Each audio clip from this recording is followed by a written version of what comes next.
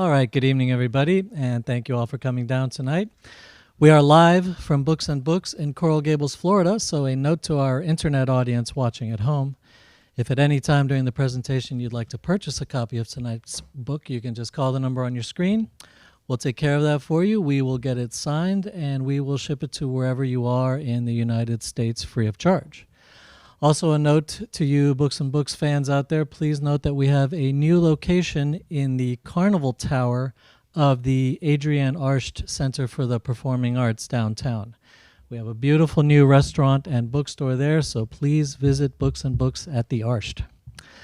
So this evening, Books and Books is honored to welcome back Mr. Irvine Welsh, presenting his new novel, The Sex Lives of Siamese Twins. And here to introduce Mr. Welsh, he is a local journalist and a good friend of Books and Books. Please welcome to the podium Mr. John Hood. John, where are you at? Here we go.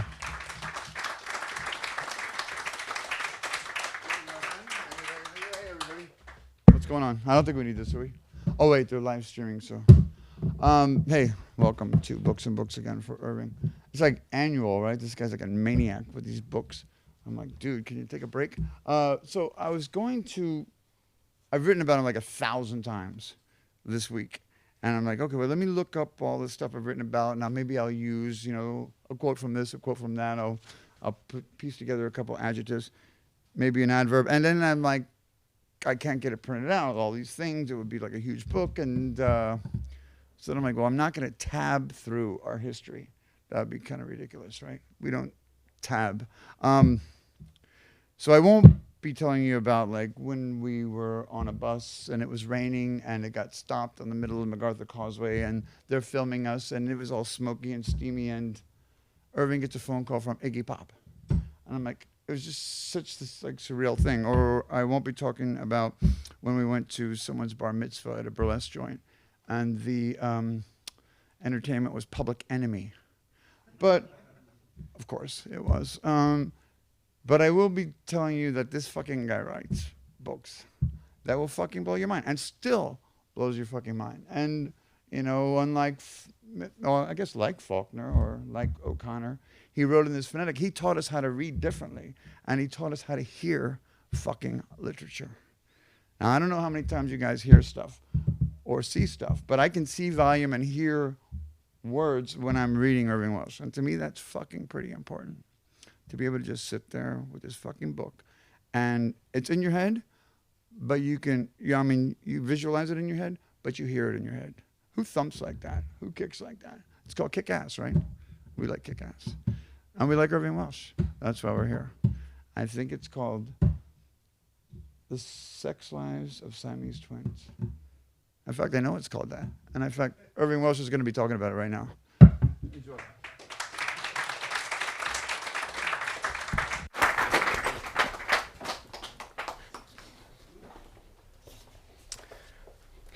Thanks very much for coming along, folks. I thought with this book, I would kind of keep the reading to a minimum and we just kind of chat about it in general.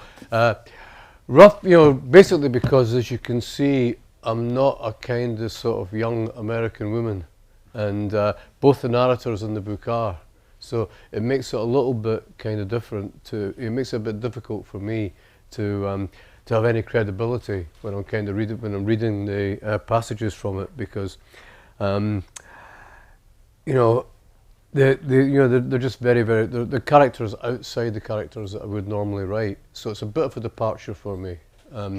Most of the books I write are kind of, the narrators are Scottish, and in this one the narrators are American. They're also There are two archetypes. There's an artist and a fitness trainer who become obsessed with each other, and it's the story of these two women and the kind of pretty bizarre relationship that they kind of they have with each other. So I will read a little bit though, and because this one section of it is written by Lucy, one of the fitness trainer's father, who's a crime writer, and he's a guy kind of about my age, really, I suppose, and he has this he has this kind of, he's doing a reading in this hotel in Miami, and for a kind of, a very kind of sort of New Englandy transplant kind of sort of waspish audience, and who like their crime fiction, basically. And his daughter Lucy always gets very upset because she recognises herself as a character in his works of fiction. And writers do that all the time. We act all disingenuous and say, well, it was not really based on anybody, but kind of often it is, you know. So this is so Lucy. You got to imagine Lucy in the audience, and this is her father, kind of, who's from Boston. I'm not going to try and do a Boston accent, but you know, it's like whenever I try and do an American accent, my wife always says to me, she's American. She always says to me, "You sound like John Wayne on steroids. Just stop it," you know. So I'm not going to even try and do that, but maybe a wee bit. So this is Matt Flynn, who's his Boston detective protagonist, and this is the guy Lucy's father, Tom Brennan, who's created this Boston detective protagonist. So Mick Doherty knew how this one would play out. Every time his daughter Lindy returned home to Boston from a regular haunt in Miami, it meant trouble, big trouble. Mick rose in the filtering sunlight, wrapping a robe around himself, feeling that familiar mild sting of dismay as the ever-tightening cord slipped under his solid ball of gut. He could hear the bland sounds of early morning TV seeping through the house from the living room. Lindy was already up, crouched in a lotus position on the recliner, watching infomercials and eating a power bar. She was dressed in running gear, a tank top and shorts, with her Nikes kicked off onto the rug. Thin runnels of sweat on her forehead attested to recent physical exertion. He looked at his daughter, taking in that noble, slightly long face, inherited from him, and those flowing brown locks tinted with streaks of gold.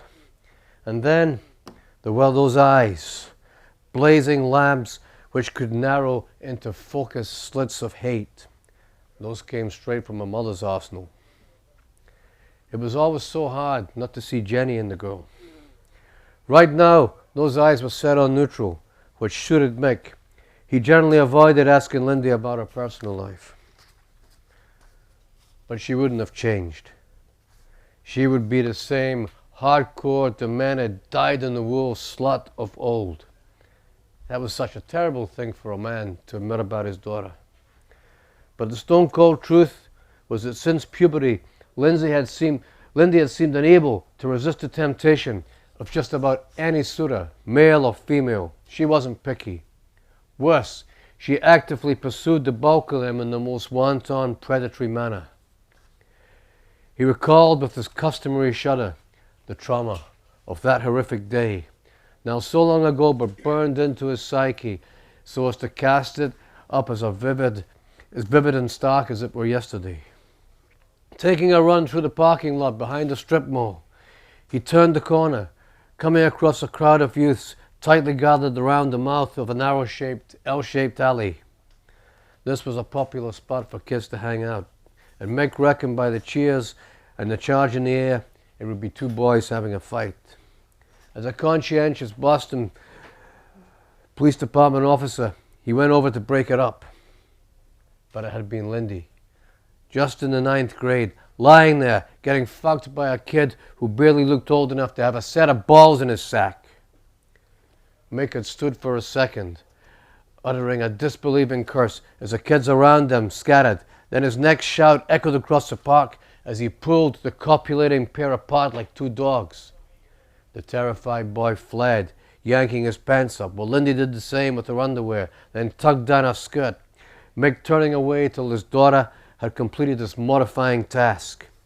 Then he dragged her to her feet and out of the park. The thing that struck him on his tense, shameful walk home was that Lindy seemed totally unrepentant, unconcerned, and even barely embarrassed when she'd gotten over the first flush of shock. We were just making out and things kind of got out of hand, she said with that shrug that only seemed to be slightly affected. Mick Doherty had been about to react when he looked at his daughter's profile. It was the same one she was displaying to him now. Glassy and vacant, her arms folded across her chest. But it was still the chest of a child, he considered, now swamped by a vision of Lindy in a communion dress. How could this be his little girl? How could this have happened? Now he was sitting there watching the infomercial, and Mick felt as shut out of her life, her thoughts as ever. Her behavior was rendered all the more incomprehensible, given the parental framework he and Jenny, for all her faults, had provided for their offspring. And her sister, his youngest daughter Joanne, who was now working in the war and famine zone of Darfur, trying to help imperiled children. One kid attempting to save the world, the other seemingly determined to fuck it to death. Mick had long faced up to the disturbing facts. Despite the discipline of the sporting background he'd provided for her, Lindy was a demanding, insatiable, borderline nymphomaniac with psychopathic tendencies. Mick sometimes blamed himself for instilling that competitive drive, that will to win at all costs attitude within her. But was she also a killer? Arthur Rose was as dead as he was ever going to be, his back weeping with multiple wounds in the very alley where he discovered his daughter's grim copulations all those years ago. Lindy had gotten into town a few days before the body was discovered. She'd publicly threatened Rose once before over another dark chapter in her troubled life, and she would be in the frame. The Boston homicide tags hadn't come calling yet, but that would happen as sure as night followed day. Lindy looked up, only cursorily acknowledging Mick's presence, her face sad in that expression of mild disdain she hadn't been able to shake off since those teen years. His casual overture, when he asked her if she'd had a good run, produced little more than a brief, contemptuous raising of her shoulders.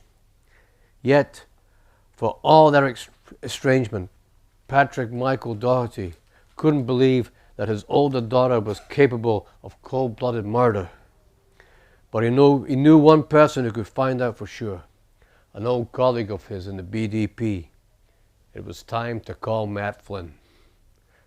Okay, thanks for listening, folks. And that is the kind of, that's basically the sort of, the one kind of male voice in the book, and that's it. And as I say, the other two characters are, they're polar opposites, and they kind of came about, when I get very, as a writer, I've got a place down here in Miami, and I come down a lot. And I get very inspired by Miami as a place to write, because it's basically the polar opposite of where I come from. Because where I come from is cold, but it's also a very oral culture, and that comes from the sort of the Celtic oral storytelling tradition. People just tell stories, they tell stories in bars, they tell stories at parties. Yeah, you learn stories on your grandmother and your granddad's knee, and you learn. You have stories at work, you have stories in the pub, you have stories at school. Everybody's a storyteller, so it's very, very oral. You come to Miami, and it's an incredibly visual culture. Everything's happening because of the light and the heat. Everybody's everybody's in a whole sort of. There's a whole different orientation, and you've got everything from you've got your artists, photographers, models, sex offenders, they all pile down here because, to spring breakers, so you've got this incredible kind of culture here that's very much driven by the visual and the visualization. That kind of, it interests me because when I come down here, I realize that I'm this guy with the white milk bottle skin and the beer gut, who just kind of doesn't really fit in. So I get off to the gym when I get down here, and I get really fascinated with kind of training and working out in a way that I never do kind of back when I'm back in Chicago or over in Edinburgh or London. And hanging around gyms is just amazing here because they're all different. Some of them are kind of very hard, industrial kind of working gyms where people seriously train rather than work out. others, like that place Equinox up the road is like a kind of, it's a yuppie singles bar, basically. You know, people are just kind of, the guys mixing ambient music and all that, and everybody's just standing around going, so there's not, you know, it's like, and it's, so you've got everything in between, basically. And the genesis of the book came, I was in one gym, I think it was Crunch, and it was actually Crunch in Washington, and these two women were working out together, and one was obviously the trainer, and the other one was the client. And the trainer started, you know, she had this woman raising this big, quite heavy kettlebell and swinging it back and forward, and she started shouting at her, and, you know, about the repetitions, and the other woman started crying. You know, and I thought, you're paying for this. You're paying good money to be abused. I mean, do you not have a husband for that? But you know, it's like you think, is this not what kind of relationships are for? Like, yeah. But no, she was like, she was kind of, you know, she was crying, and I thought, so you had this amazingly potential kind of compulsive, obsessive, sadomasochistic relationship with kind of with gym stuff, with fitness obsession thrown in, and I thought, I'm kind of pushing an open door here already. You know, I've got basically kind of the genesis of the two main, you know, the book and the two main characters, and the idea, which is these two women in their relationship, and set in a context of weight loss and you know, weight loss and this kind of consumerist society that we live in, whereby, you know, if we're overweight, basically what we should do is just eat less. You know, it's not, you know, it's not a big kind of, there's no big mystery. But we can't do this because it's a consumer society. What we have to do is consume more products. So we don't eat less. What we do is we get a new diet regime, we get a new weight loss pills, we join another club, or we get liposuction. You know, we all these different things, all these different sort of, all these pressures that are on people, that particularly on women, to conform to this kind of ideal, all these societal pressures through kind of advertising, through commercials, through this whole kind of industry. And increasingly on men now, particularly in a place as kind of narcissistic as Miami, and where you know you're practically undressed all the time. You know that this culture is kind of is very big and powerful and all encompassing. So the idea that what, you know, I was thinking, who would these two women be? You know, and one had to be this very driven fitness trainer, and the other one had to be somebody who was more cerebral and into aesthetics and into the head, but also a kind of archetypal Miami transplant. So I made the second woman an artist, and the dynamics between them, kind, you know, and I set up a scenario at the very start of the book, quite a dramatic scenario, whereby they're thrown together and they're kind of bound together in this relationship, and they can't actually get out of it, and they just become more and more obsessed with each other, and have more and more pressures from outside, which forces them and compels them to be together. And, you know, things just start to kind of fall apart, basically. And that's always fun when you're a writer, when people start falling apart.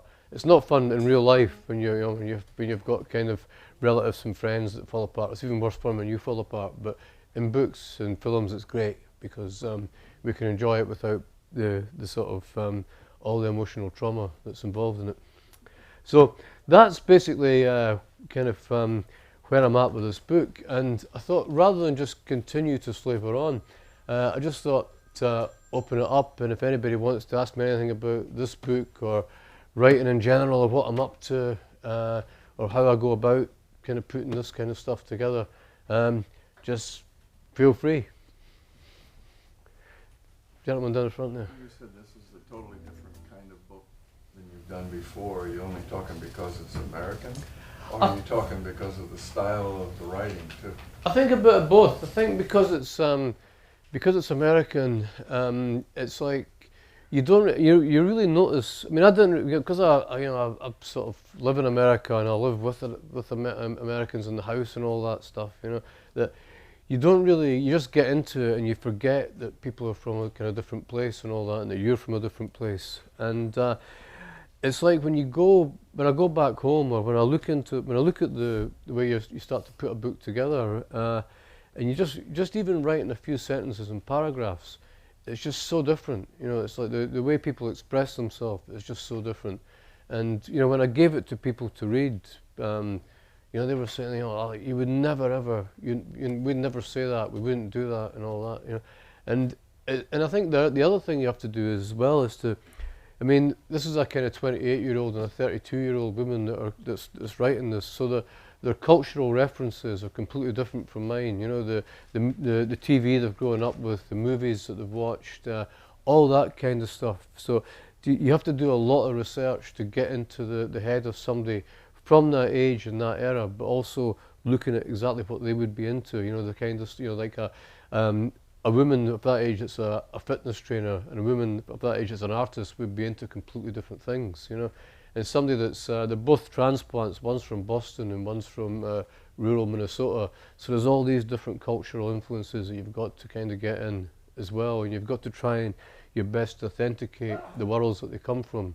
So it's a bit more kind of research based than I would normally do. You know, it's not just a matter for me anyway of just moving here for a few weeks and then you know, and getting right into it. So it was a bit, you know, it was a complicated kind of thing to do. Somebody in the back there. Have you ever written as a non-British protagonist before?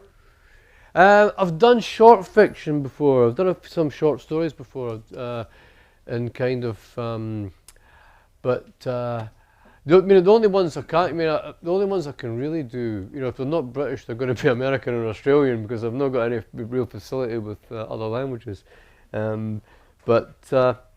Yeah, this is the first. This is the first thing I've done. You know, at that level of ambition, if you like, at novel size. Do you think this is more linear? Yeah, I think so. I think Americans tend to think Americans are much more rationalists in a way than British. We kind of think kind of laterally all over the place. So, yeah. Sorry. How long does the process take place? I mean, how long did it take you from the genesis to actual completion? Like a year, 2 years, 5 years, 10? Let me see.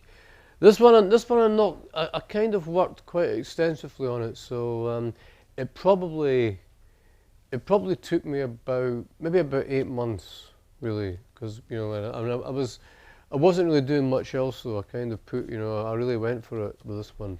And some of the books are strange because you can start one and you can finish it 5 or 6 years later, but you can be doing other things at the time. You know, other ones you can start and you just think, well, I'm just going to go with this and finish it in as close to sort of unbroken time as possible. It's to do with other things that are going on in your life and other work you've got and all that, but it's also to do with the material itself. You know, because there's a lot of research for me that went into this. I felt that I didn't want to leave it and pick up the threads again. You know, I just wanted to kind of to go with it while it was all percolating in my head and kind of get it out as quick as possible. Where do you think you write better? In Europe or here? I think, because I'm knocking back and forward between the two all the time, it's difficult to really say. You know, I mean, I do a lot of stuff writing on planes and on transport and all that as well. You know, so I mean, I kind of, I think wherever you go, it's not so much important as to where you are, but it's important to this. You know, when I'm getting stuff, I'm getting ideas. I like to be out on public transit and in cafes and sort of kind of hanging around with a lot of people and a lot of noise and bustle. And then I've got to have a quiet time, a quiet space where I'm just really, thinking very carefully about how this is all getting put together, and not have a lot of distractions. So you need both these. You need a chaotic time. You need a very kind of organised time, and it doesn't so much matter where you are, but as long as you've got these access to these two states, basically. So in terms of the research, how do you know when you've reached sort of a saturation point? Well, I try to sort of. I get to that stage. I'm not good at throwing things out, so I tend to under-research rather than over-research. You know, I think I want to do the bare minimum that's going to get me through here. Because if I just got loads and loads and loads of stuff, I'll put it all in, and the book will be a mess, and then the editor I have such arguments with my editor. He'll say, you've got to chop all that out, it's nonsense, 2 or 3 sentences would do it. And I'll go, but I researched this! And because I've researched it, I just feel that I've got to use it in some way. But good researching is knowing what to leave out rather than what to put in. So I'm not a great researcher, I'm not really good. I have to try and focus myself, because if I find something that interests me, I'll take off on a completely different tangent, and maybe that's good, it can become the next book or the next story or whatever, but I really try and be as strategic as possible. And I like to I like to go places and physically go to a library in a different city rather than do something on the internet all the time, because you when you walk up if you walk up the step, you've got a strange town, for example, and you go into the library and you walk up into the steps of that. There's something about all that, about physically being there in that place. It all seems to make sense in a way that it doesn't if you're just kind of looking at it on Google Maps and all that. So I do tend to like to sort of go and feel the kind of nuts and bolts of it happening all around me. But yeah, I'd like to be a better researcher, but I'm not, fortunately. There's a gentleman down there. Yeah, I noticed you live down here, and you have also lived in Chicago, and both these are two very contrasting cities. Does this mean that you already did the Miami thing? Are you working on something with the Chicago scene? Or? Yeah. Well, back to that kind of thing about the quiet space and the chaotic. I mean, I would be down here most of the winter if I could, but I find it quite hard to work down here. I find it great when I'm gathering information and sort of starting to put things together. And I find it great when I've done the bulk of the work and I'm kind of transitioning back into a leisure life. It's fantastic for that. But Chicago at this time, Chicago, I had to dig myself out, 20 inches of snow. And you think to yourself, what am I doing here? Why am I here when I've got a place in Miami? And the reason I'm here is that, I'm working at deadlines. I'm working on a movie script now, and I know that I'm doing a big tour in Britain and then one in Germany, France and Italy in April. And I know that I've got to get this in before then, because we've got to get a script ready for Cannes in May, and I won't get it done unless it's so I've basically got February and March to do it. So, but if I'm down here, February and March, there's no chance. I'm just thinking, it's beautiful. Why am I inside, typing? I should be kind of lying on the beach, or I should be drinking cocktails or something. It's like I can't really operate in that kind of way here. So Chicago's great because there is literally nothing to do, and the colder the better. If I can't get out the house, it works for me. It works a treat for me. So I've been, but you get like that guy in The Shining, basically. You do, you get a bit mental, and you ask everybody, just don't hang around the house. Just leave. Go to your sister's for a few days, for a few weeks.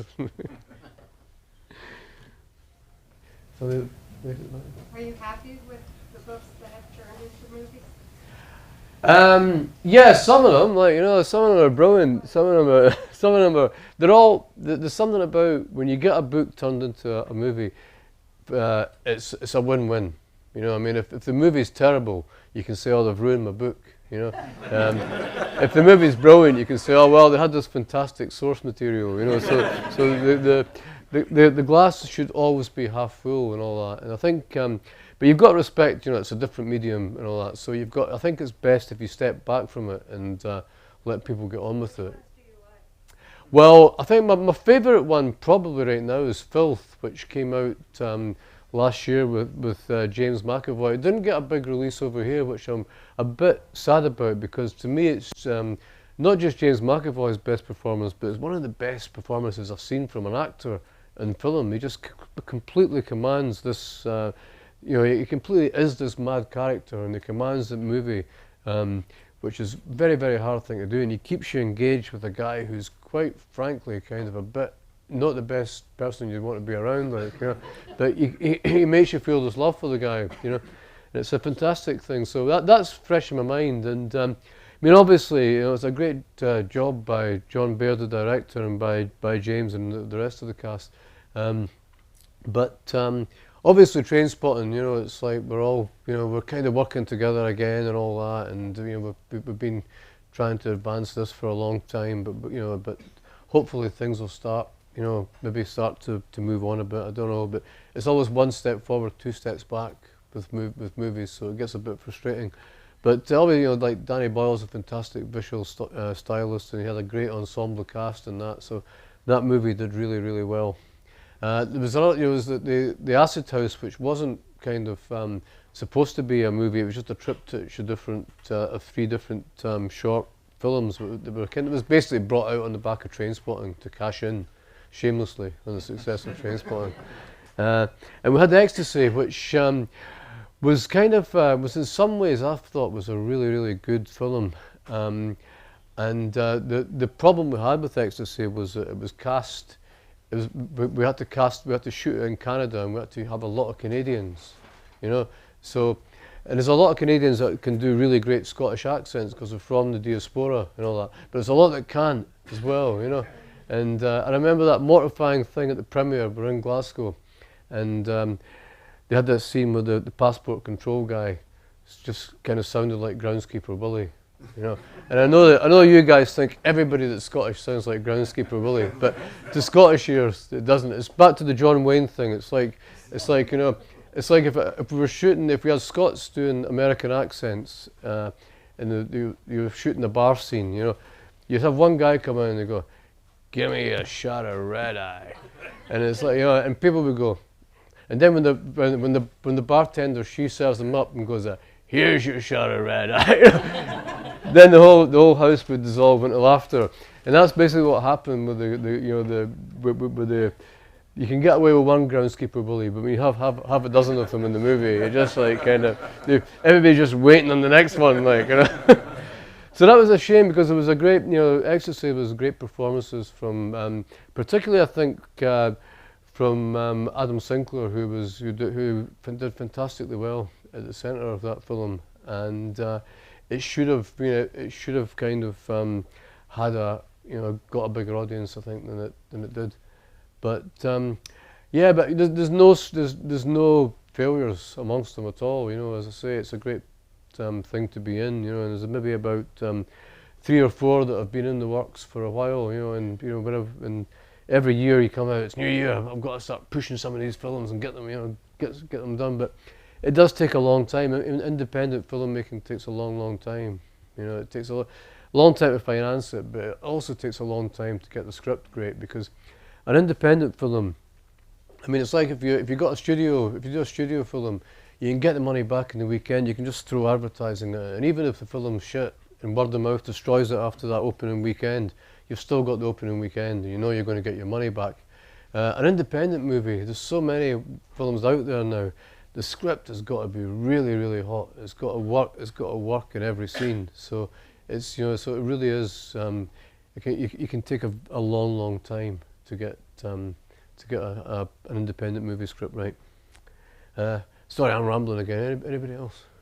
I know you mentioned your movies. I know that I heard that Porno is in the works for like a script that should be coming out fairly soon. Is there any plans to make a script or make a movie based on Skag Boys? Again, it's one of the things I've kind of been talking about to people. I mean, I was thinking that with Skag Boys, it would be better as a short TV series. You know, of the kind of you know, one of the things that Britain does very well. It doesn't do the cable dramas that America does fantastically well. You know, all the kind of HBO, Showtime, sort of AMC type stuff. But it does do a kind of, you know, a 3-part kind of thing quite well, you know, and I always thought that that would be a natural home for Skag Boys, you know, get some young talented actors in and do a kind of 3-part TV thing. So that would be something that would interest me, doing that. And I've talked to some people about that, you know, so we're starting the ball rolling. But what I find is that you kind of have to sort of you have to go around and kind of, you know, get the right, you know, you have to work with the right people, because if you don't, you just waste years and years of sort of messing about, you know, going to pointless meetings and all that. So it's important to get, you know, to get people who get what you're trying to do, and, you know, they're on the same page, but they have also got the ability to get it made. You United Kingdom bookstore, do the periods appear on the outside of the quotation marks, or are they always on the inside? The I'm an English teacher, and I always tell my kids you have to put your period on the inside of quotation marks, and I found out that in English publications that they appear on the outside. And I was wondering if in English, if a book is printed in England and sold in England, you put your periods on the outside. I don't even know. I don't even know. I think it's like they look the same to me, you know. So yeah, you've got I have an Australian edition. And right. The periods are on the inside. Right. Oh, right. Well, now I know. Brilliant. You're right. You put yours on the inside or the outside? I put them on the outside, I think. That's wrong. No. Or do I? I mean, my manuscripts are such a mess that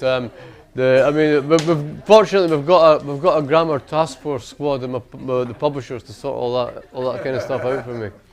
Sorry, Omar, you want? Okay. Yeah. Do you write your own screenplays, and if so, do you feel a sense of propriety in order to do so, or do you just jettison it? Yeah, I think. I mean, I don't like to do screenplays of a book that I've written because I think it needs fresh eyes. Once you see something as a book, I think you always can some ways see it as a book, you know. So I have done, you know, but I'd prefer to get someone else to do it and to hand it over to them because I think you subconsciously kind of think of yourself as a bit of a curator of it, but you can't. You've got to be ruthless. You've got to rip a book up. So you can't have too much reverence for it. And if you've kind of written it and got it in a painstakingly the way you want it to, you've automatically, I think, got that kind of psychological kind of reverence or preciousness about it. I think you need to get somebody to go in and rip it up. I mean, I've adapted other people's stuff for screen, and I've done original screenplays, and that kind of interests me more than working on my own stuff. It's like, it's basically like a bit like kind of digging up a corpse and shagging it. You know, you've brought into being, it's gone and all that, and it does seem quite kind of necrophilic to kind of spend all your time kind of messing around with this same sort of this same entity again. You know, I think it's time to move on when you've told the story. I think you've been very lucky. Someone right back there. So like, you almost always write your characters to be these really wild and extreme figures. Is it possible for you to say one is your favorite, or is it like impossible? I don't know. I think when you write a character, you've got to kind of like them all. I think you've got to maybe not like them, but to try and empathise with them and kind of get into their head. And I think that, for me, it's the interesting thing about it is like I like to get a story generated by the character rather than have something happen to the character. And I think I like the character to basically I like to get them when they're having their bad year out. You know, whether it's like kind of drug addiction, mental illness, divorce, whatever. You know, I mean, all the things that happen to people in their life. When something bad happens to you, you make all the wrong decisions. You know, it's like it doesn't matter who you are or what kind of walk of life you're in. I mean, it's like if the accountant, the CPA comes home and his wife's left him for his best friend, you know, the first thing he wants to do is go out and get drunk, you know. And it's kind of probably the worst thing you can do because you put yourself in a kind of vulnerable position and you're in a kind of strange, you know, you're vulnerable anyway and all that. But it's just that, it's an example of how we make all these kind of wrong decisions when we're in a vulnerable place. And it's not nice to see people like that in real life, but in fiction, it's very interesting because fiction is about drama and conflict. And making the wrong decisions is inherently interesting, it's inherently dramatic. That's when everything starts to sort of, that's when you start to get an interesting story. That's when you get people who wouldn't normally be in each other's worlds come into each other's worlds, and all the conflict sparks off from there. So I like to get people that are having a bad time, and I think that you've got to, the responsibility you have when you do that, I think, to the reader, is not just have them kind of mired in their sort of degradation and misery. If they're doing bad things, to show the consequences of that on them and on the people around them.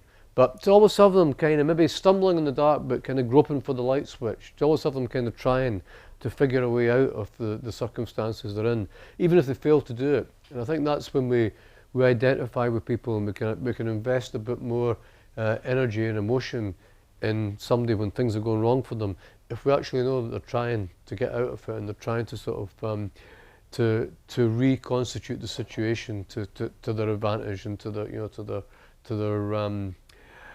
that they're not just kind of wallowing in their own decline.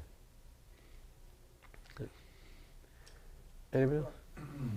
Do you think much about the spaces in between, like from one point to another, where, like, not when I'm talking about linear for the American book as opposed to, your Scottish kind of feeling.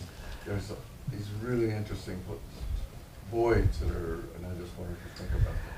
Yeah, I mean, I think when you read back, maybe your kind of penultimate draft, you're aware of the story, and you're aware of the energy levels when things are high octane, and then when things have gone down a little bit, and when things are kind of and when there's room for a kind of there's much more room for abstraction and metaphor, and I think you become aware of that. But I think when you're actually writing itself, it's such a kind of subconscious process often that you're not really, you don't want to be, you almost don't want to become too process aware when you're doing it, because if you do, you can't really write. You end up second guessing everything you've done and criticizing. When you look back at it. Yeah.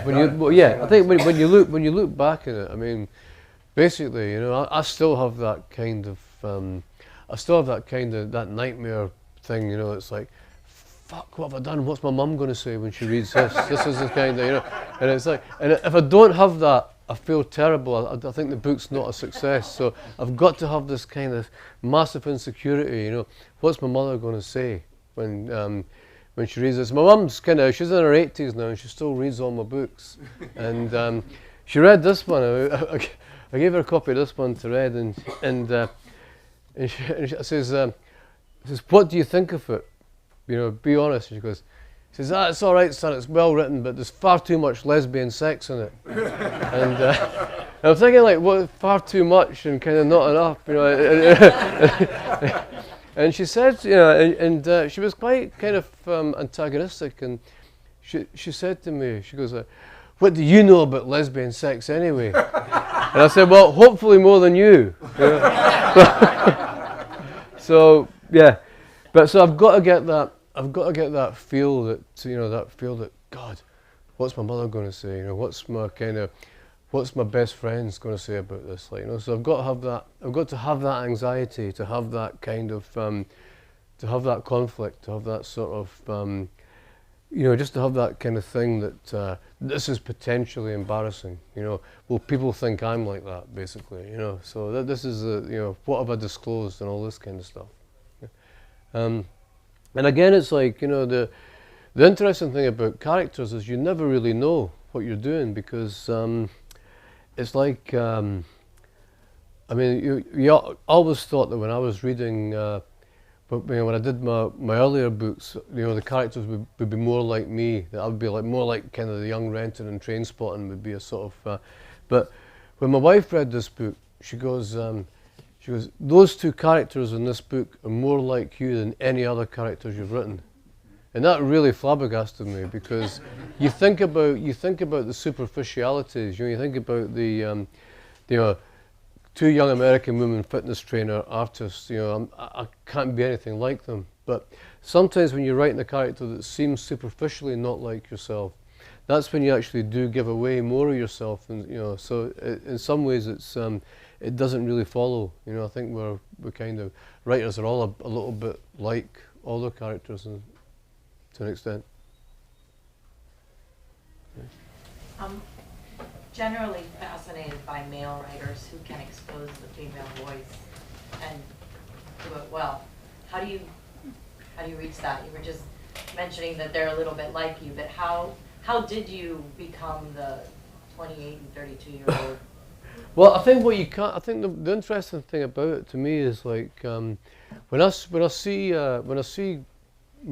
men that are writing women characters, and there's a lot of guys that write women characters, And it's always crap when you see things like, when you see things like kind of, I was putting on my bra, and, I mean, no woman writer would write something like that, because no guy writer would write, oh, I was shaving in the mirror and I went, like, it's just, it's kind of voyeuristic nonsense. So what you have to do, I think, you kind of have to forget about gender, and you have to forget about age. You have to just write the character. You have to write the the personality. Who is this and you have to think about. You just think in terms of humanity and who is this human being and all that. And what and then you put in all the you can put in all the kind of the gender issues, the cultural issues, all that kind of stuff later on. And they're not really that big and deterministic. I mean, the things, the essence of people, what makes them human, it kind of just cuts across everything. And that's what you try and find in the character. And you kind of, you fine-tune the superficialities later on, basically. Right? That's the way I try and do it, yeah. Not always successfully, but you try, yeah. How are we doing? Any? Over here? Can I squeeze one in? Yep. So can you tell us anything about your next book that you got coming out? Yeah, my next book is, I go back to Edinburgh. It actually comes out in the UK on the, in April. And it's about, I don't know if anybody ever read my books Blue and Porno, but there was a character called Juice Terry in it who was this kind of sort of kind of vagabond kind of sort of guy. And he's the star of this new book. He's an Edinburgh taxi driver now, and it's about his kind of. It's about a hurricane that hits Edinburgh, the first Hurricane Bobag, we called it, which is the first ever hurricane to hit Scotland in 100 odd years, and it happened about 3 years ago. So it was about it's about him driving a taxi in this hurricane. Basically, it's called A Decent Ride, and it's going to be out in the UK in April. I'm not sure when it'll be out here. I would think probably next year now, because I changed publishers in the United States, which meant that which means I'm now about kind of about kind of 8 months, kind of 10 months behind.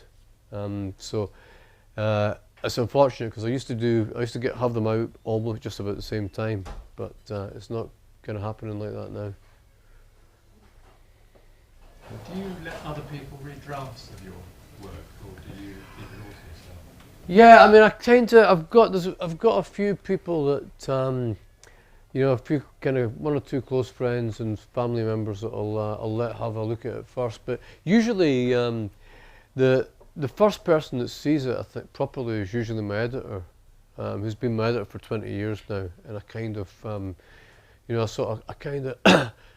I kind of trust him. I don't know why I trust him actually, but I do basically. So he's a guy that sort of usually goes to first, and then I'll once he's said I like this or I don't like this or whatever, I'll maybe show it to a few other people and get some comments from them back. But I like to get his broad brush kind of view of it first. Anybody else? Still time for another question or two? Well, thank you, Mr. Welsh. Thank you, guys.